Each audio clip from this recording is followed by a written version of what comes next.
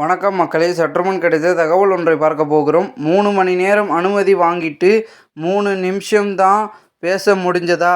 What bro, விஜயை விட்டு விளாசும் திமுக திடீர் தகவல். இந்த ஒரு தகவலை பற்றி தான் நாம் பார்க்க போகிறோம். தகவலை பார்ப்பதற்கு முன்னதாக நீங்கள் நம்மளுடைய சேனலுக்கு புதிய பார்வையாளர்களாக இருந்தீர்கள் என்றால் மறக்காமல் நம்மளுடைய சேனலை சப்ஸ்கிரைப் செய்து வைத்துக் கொள்ளுங்கள் மக்களே. தற்பொழுது ப்ரோ, விஜய் 3 மணி நேரம் பேச அனுமதி வாங்கி 3 நிமிஷம்தான் பேச முடிஞ்சதா என்று தமிழக வெற்றி கழக தலைவர் விஜய் பேச்சை திமுக இளைஞர் அணி செயலாளர் ரவீன் காந்தி கிண்டல் செய்துள்ளார். ரவீன் காந்தி செய்துள்ள போஸ்டில் சாரி ப்ரோ, விஜய் 3 மணி நேரம் பேச அனுமதி வாங்கி 3 நிமிஷம்தான் பேச முடிஞ்சதா? என்ன பண்ண? கேமரா, கேரவன், மேக்கப், சம்பளம் இல்லாமல் களத்துக்கு வந்த அப்படிதான் ப்ரோ. வெயில் அடிக்கும் வியர்வைக்கு what bro, that's wrong bro என்று கிண்டலாக போஸ்ட் செய்துள்ளார். இன்று விஜய் 3 நிமிடங்களுக்கு குறைவாகவே பேசினார். முன்னதாக விஜய் தனது பேச்சில் மடப்புறம் அஜித்குமார் எளிய குடும்பத்தை சார்ந்த இளைஞர், சாதாரண குடும்பத்திற்கு நடந்த கொடுமைக்கு நீதி வேண்டும். ஏற்கனவே சாரி சொல்லிவிட்டீங்க, 24 பேரின் குடும்பத்துக்கு சாரி சொல்லிவிடுங்க.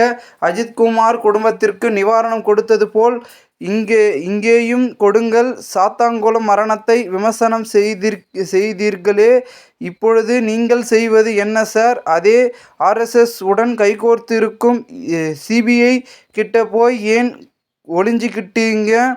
ஏன் SIT அமைக்கவில்லை? ஒன்றிய அரசின் ஆட்சிக்கு பின் ஏன் ஒளிந்து கொண்டிருக்கிறீர்கள்? உங்களை நீதிமன்றம் தலையிட்டு கேள்வி கேட்கணுமா? நீங்கள் எதுக்கு சார்? உங்கள் ஆட்சி எதுக்கு சார்? CM பதவி எதுக்கு சார்?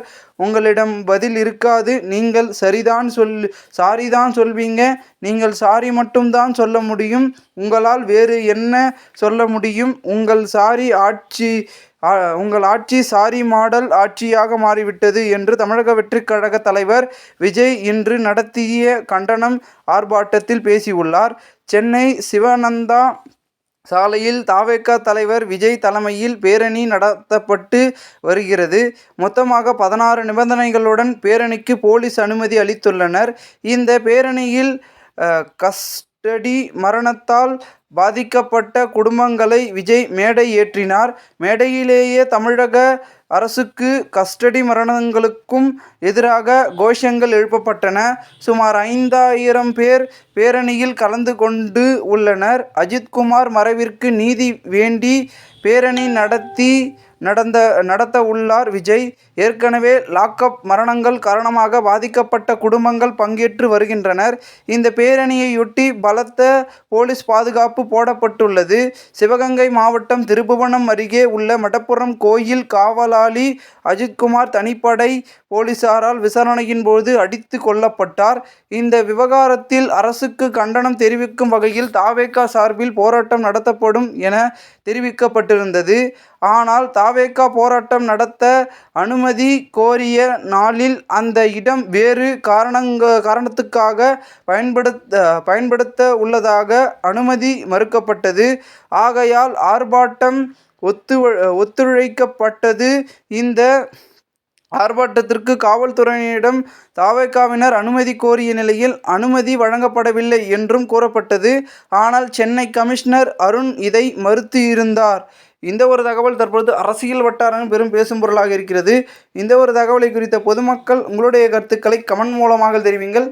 போன்று நீங்கள் அரசியல் சார்ந்த நிகழ்வுகளாம் தினசரி தெரிந்து கொள்ள நம்மளுடைய சேனலை சப்ஸ்கிரைப் செய்து வைத்துக் கொள்ளுங்கள். நன்றி, வணக்கம்.